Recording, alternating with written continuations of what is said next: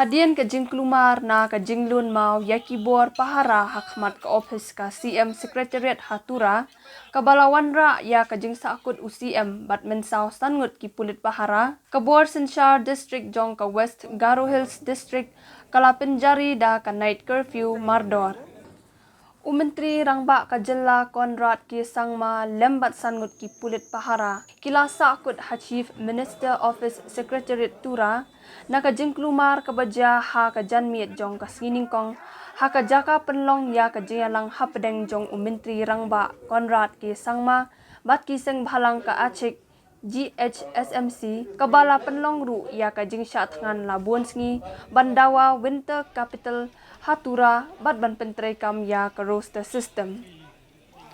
Kajing Klumar kalami hadian baki katu kat ni kim hun ya ka kabalami na kani kajing yalang.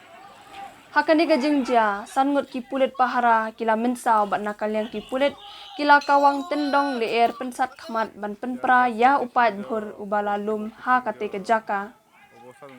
Ukerwo na ka office UCM ka ong ba ka jingalang kalalong ka bayat bet bat kalani hadu laikenta bat kalalong ka basaiso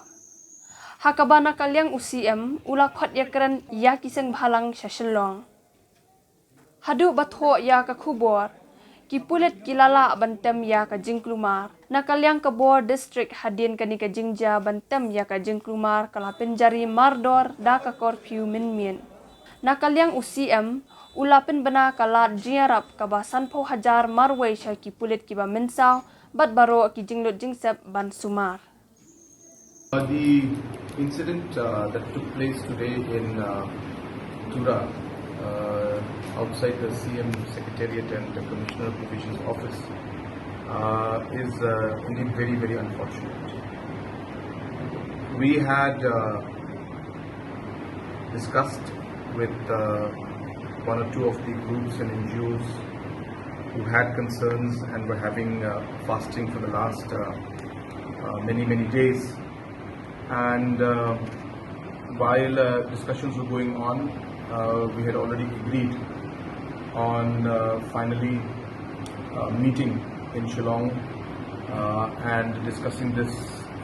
further with all different stakeholders, because the concerns that they have are affecting many communities and affecting the overall state as a whole, and hence these kind of decisions require more consultation. And in the meantime, of course, other development aspects and other works that we have initiated, those would continue at a fast pace, and those matters were discussed, and more or less these NGOs who had these concerns were more or less satisfied. And I also would like to stress that majority of the stakeholders, civil society and the NGOs were not part of this fasting that took place. There were just 2 organizations or maximum 3 organizations that were in this, but 90% of the organizations were not part of this. So even then I felt it appropriate, and I've always believed that dialogue is important, and hence I made it a point to meet them. And that was what was decided. And so while we discussed everything, after the discussion was almost over, we heard some agitation and some sloganing from outside, and I asked some of the people to go and speak to the people and to their people and tell them to control and not to create any kind of scene out here. But once the leaders, the NGOs leaders had gone outside to talk to these people, they came back to tell us that they have no idea who these people are. They have never seen them here before. For the last 14 days since they have been here sitting and having this fasting, they didn't see these people, and today for the first time they've come, and some of them even looked intoxicated and not really in the correct senses in some sense, and this was said not by me but by the NGO leaders themselves, and then after that the NGO leaders themselves then had to come in to the building, and they could not leave from here themselves, and even now they are in one of the rooms. They are not able to go because they are also worried, and it seems that these people who are there are people who are not part of their organization.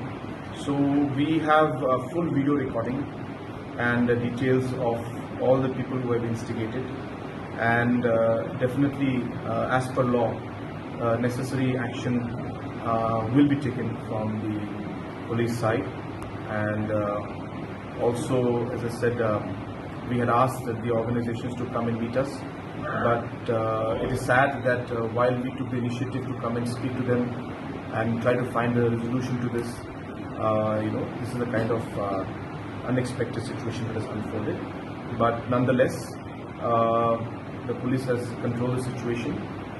We had some incidents where, because of the store pelting, without any instigation from the police, almost close to 5 police personnel were quite seriously injured, and few other minor injuries also were there. And from my side, I have decided that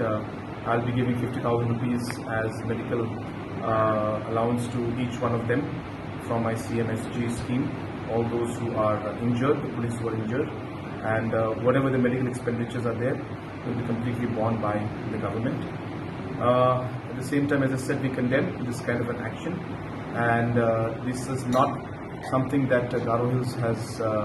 experienced, and whatever we have seen seems to be another plan by some other individuals. As I said, even the NGOs who were in this have already said that they are not part of this, and they are not aware of the individuals who have been involved. And as I said, we have recordings, so accordingly police will take action.